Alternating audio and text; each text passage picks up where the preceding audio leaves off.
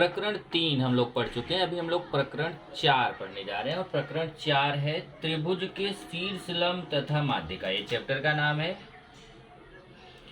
इसमें आपको दो चीजें पढ़नी है, एक तो पढ़ना है शीर्ष लंब, दूसरा पढ़ना है माध्यिका।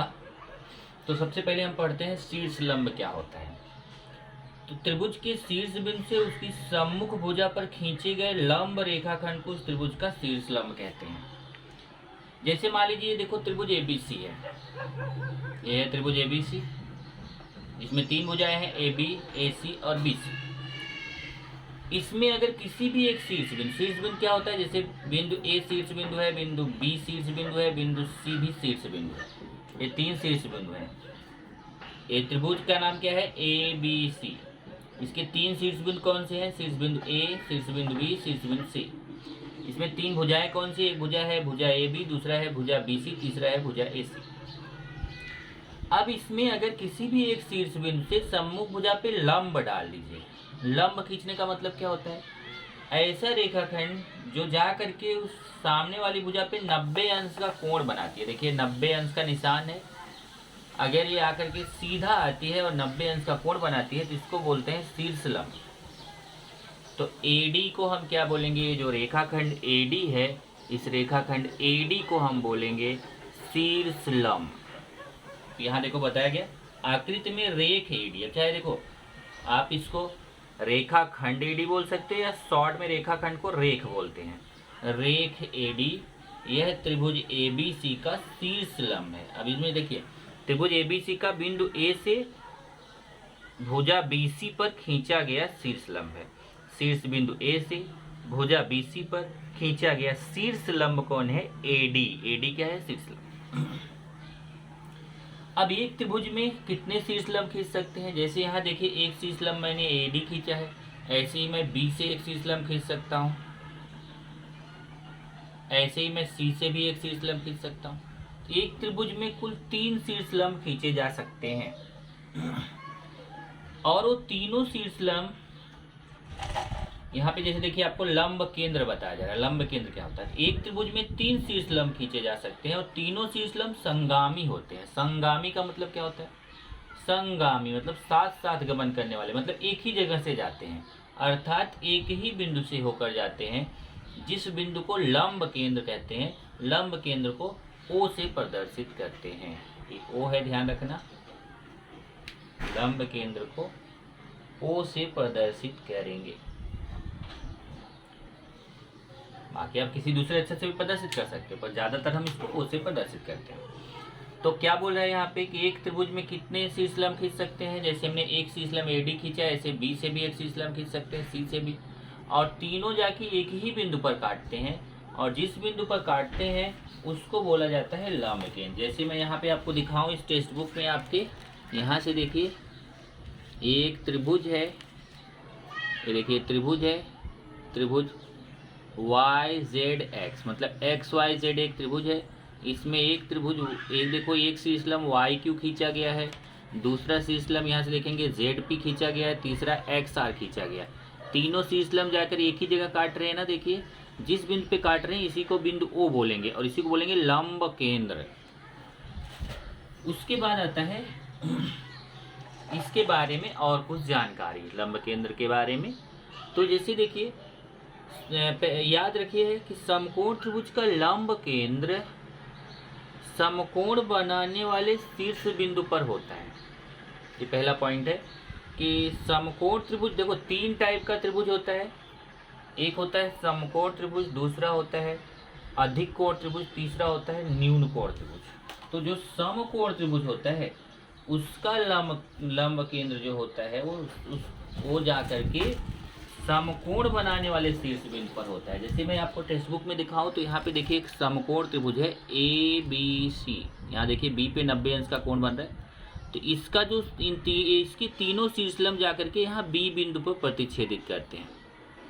तो इनका देखिए अगर BC भुजा का शीर्ष लंब देखें तो AB है, AB भुजा का शीर्ष लंब CB है और AC भुजा का शीर्ष लंब BD है। तो तीनों शीर्ष लंब जाकर के एक ही बिंदु B पर प्रतिच्छेदित करते हैं। इसका मतलब समकोण त्रिभुज का शीर्ष लंब हमेशा समकोण जहाँ बनता है वहाँ पर होता है। इसी तरीके से नेक्स्ट देखेंगे, अधिक कोण त्रिभुज का लंब केंद्र त्रिभुज के बाहर होता है। ये देखिए अधिक कोण त्रिभुज है, अधिक कोण त्रिभुज यहाँ पे आप देखेंगे तो ये आपका अधिक कोण त्रिभुज है। इस त्रिभुज में अगर आप देखें अधिक कोण त्रिभुज में, तो अधिक कोण त्रिभुज पी क्यू आर है, ये देखिए पी क्यू आर, ये अधिक कोण त्रिभुज है। तो इसमें जो तीनों शीर्ष लंब जा करके कहाँ मिलते हैं, देखिए बाहर मिलते हैं। तो ये आपको खींच के दिखाया जाएगा। तो इसके तीनों शीर्ष लंब कहाँ मिलते हैं, बाहर मिलते हैं।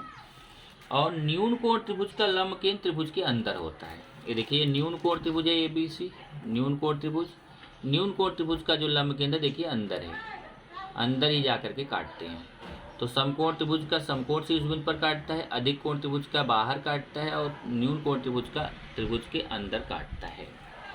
उसके बाद है, ये तो हो गया लंब केंद्र और शीर्ष लंब की जानकारी। उसके बाद आता है त्रिभुज की माध्यिका।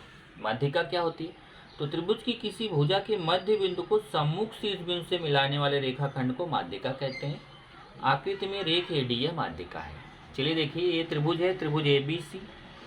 इसमें किसी भी भुजा का मध्य बिंदु ले लीजिए। मान लीजिए हमने बी सी भुजा का मध्य बिंदु ले लिया। मध्य मतलब समझ रहे हो ना, बी सी का ठीक बीच का बिंदु लीजिए। मतलब जितना इधर बी डी रहेगा, मैं इधर एक निशान बना दूँ, ये जितना BD की लंबाई रहेगी उतनी ही लंबाई यहाँ पे DC की रहेगी। ठीक बीच में D होना चाहिए। D जो बिंदु है ठीक बीच में होना चाहिए। तो ये जो AD बोली जाएगी, AD को बोला जाएगा माध्यिका। तो ABC त्रिभुज है जिसमें शीर्ष बिंदु A से BC भुजा के मध्य बिंदु D को मिलाया गया। ध्यान रखिए, BC भुजा का मध्य बिंदु मतलब ठीक बीच का बिंदु लीजिए और उसको सामने से मिला दीजिए, सामने वाले शीर्ष बिंदु से मिला दीजिए। तो ये जो AD प्राप्त हुआ इसको क्या बोलेंगे, माध्यिका। अब आप बोलो यहाँ पे भी AD है और वहाँ पे भी AD है, तो दोनों में फर्क क्या है। यहाँ का AD देखो ऐसा सीधा आता है और आके यहाँ पे 90 अंश का कोण बनाएगा, तो इसको हम बोलेंगे शीर्ष लंब। और यहाँ का AD जो है वो मध्य बिंदु से मिलना चाहिए। वो सीधा भी हो सकता है, टेढ़ा भी हो सकता है। वो जाकर के मध्य बिंदु से, भुजा का जो ठीक बीच का बिंदु रहेगा वहाँ से जाके मिलाएंगे, तो उसको बोलेंगे माध्यिका। यहाँ पे AD क्या है, माध्यिका है। अब माध्यिका के बाद आता है केंद्रक। जैसे यहाँ देखो, शीर्ष लंब जहाँ काटते हैं उसको लंब केंद्र बोलते हैं। 3 शीर्ष लंब होते हैं, तीनों शीर्ष लंब जहाँ काटते हैं उसको लंब केंद्र बोलते हैं।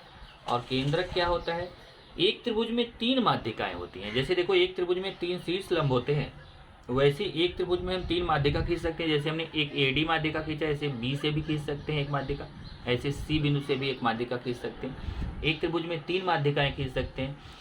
तीनों माध्यिकाएं संगामी होती हैं, मतलब एक ही बिंदु से होकर जाती हैं, और वो जहाँ जिस बिंदु से होकर जाती हैं उसको केंद्रक बोलते हैं। तो जहाँ से ये तीनों माध्यिकाएं जिस बिंदु पे काटेंगी उस बिंदु को क्या बोलते हैं, केंद्रक बोलते हैं, और उसको G से प्रदर्शित करते हैं। जैसे यहाँ देखिए, अगर आप, तो एक त्रिभुज है ABC, इसमें तीनों माध्यिकाएं खींची गई हैं, जाकर के एक ही बिंदु पर प्रतिच्छेदित करती हैं। जिस बिंदु पर प्रतिच्छेदित कर रही हैं उसको बोला जाता है केंद्रक, और उसको G से प्रदर्शित करते हैं। इसकी एक खासियत होती है केंद्रक की, कि केंद्रक सदैव त्रिभुज के अंतःभाग में होता है। अब जैसे देखो, लंब केंद्र के लिए क्या था, वो अंदर भी हो सकता है, बाहर भी हो सकता है, और शीर्ष बिंदु पर भी हो सकता है। लेकिन माध्यिका की क्या खास बात है कि माध्यिका जब खींचते हैं तो उसका त्रिभुज का जो केंद्रक होता है, केंद्रक हमेशा अंतःभाग में होता है, मतलब हमेशा अंदर ही रहेगा। केंद्रक कभी बाहर नहीं रह जाएगा, ना तो शीर्ष बिंदु पे जाएगा। केंद्रक हमेशा त्रिभुज के देखो अंदर रहता है, त्रिभुज के अंतःभाग में होता है। और संगमन बिंदु से प्रत्येक माध्यिका 2:1 के अनुपात में विभाजित होती है। ये जरा इंपॉर्टेंट पॉइंट है कि कोई भी माध्यिका है वो हमेशा संगमन बिंदु पर जब जाएगी तो 2:1 के अनुपात में विभाजित होती है। इसको जरा आप समझो कि ये क्या मतलब है। जैसे देखिए, यहाँ पर ये आपका त्रिभुज ABC है, यहाँ पे एक माध्यिका AP है, दूसरी माध्यिका BQ है, तीसरी माध्यिका CR है। तीनों माध्यिका जाकर के देखिए बिंदु G पर प्रतिच्छेदित कर रहे हैं। त्रिभुज ABC है, उसमें 3 माध्यिका, एक माध्यिका AP है, दूसरी माध्यिका CR है, तीसरी माध्यिका BQ है। ये जाकर एक ही बिंदु G पर प्रतिच्छेदित करती हैं। G को बोलते हैं केंद्रक। और इसकी एक खास बात होती है G की, जो माध्यिका होती है उसके हमेशा 2 भाग करता है। उसका जो एक भाग रहता है ये देखिए एक ऊपर का भाग है, एक नीचे का, एक भाग एजी है, दूसरा जीपी है। तो एजी का भाग हमेशा 2 रहेगा, जीपी का 1 रहेगा, 2:1। ऐसे यहाँ से देखिए बीक्यू माध्यिका का भी 2 भाग है, बीजी और जीक्यू। तो बीजी का अनुपात 2 रहेगा, जीक्यू का अनुपात 1 रहेगा।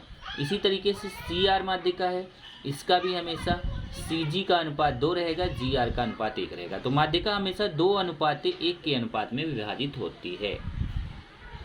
इस तरीके से यहाँ पे 2 चीज़ आपने पढ़ा, शीर्षलंब माध्यिका, और शीर्षलंब से आपने लंब केंद्र पढ़ा और माध्यिका से आपने केंद्रक पढ़ा। अब हम लोग प्रश्न संग्रह 4.1 करेंगे।